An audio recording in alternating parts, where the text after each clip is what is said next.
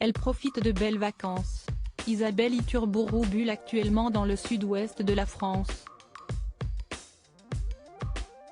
Un séjour farniente qui lui a valu les moqueries d'un sportif ultra connu. Heureusement, la journaliste l'a bien pris.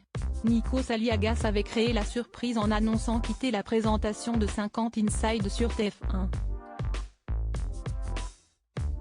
Et si est Isabelle Iturburu qui va le remplacer d'ici peu, elle présentera aussi le magazine de la Coupe du Monde de rugby 2023. Alors avant de commencer sa nouvelle mission, la sublime animatrice et journaliste originaire de Pau est partie il y a 4 jours en vacances, dans une région qu'elle connaît bien. Son quotidien fait doucement rire un sportif très connu.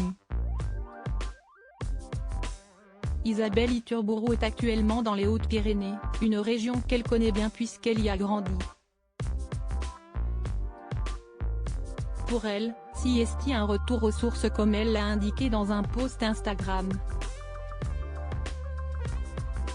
Dans ses stories, on peut voir la compagne de Maxime Nucci avec qui elle a une fille Mia, née le 1er août 2018. De son côté, le chanteur a eu un enfant avec Jennifer Aaron, née en décembre 2003, montrer le lieu dans lequel elle séjourne.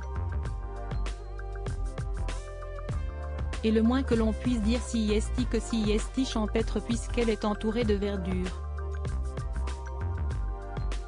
Elle a aussi publié une photo d'elle allongée certainement dans l'herbe à l'ombre d'un arbre.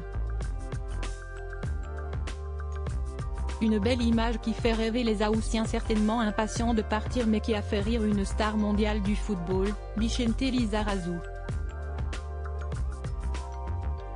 Feignasse, a-t-il commenté, ce qui n'a pas manqué de la faire rire, comme en témoigne un emoji dans sa réponse.